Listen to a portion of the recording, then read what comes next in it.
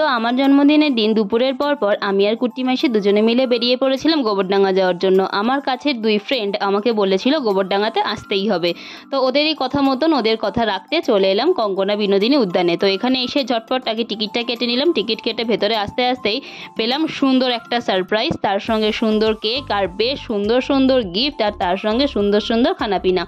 তো প্রথমেই এখানে আমি কেকটাকে কাট করলাম। কেক কাটিংয়ের পর হলো গিফট আদান প্রদান। তো এই গিফটটা তো সত্যিই খুবই সুন্দর ছিল।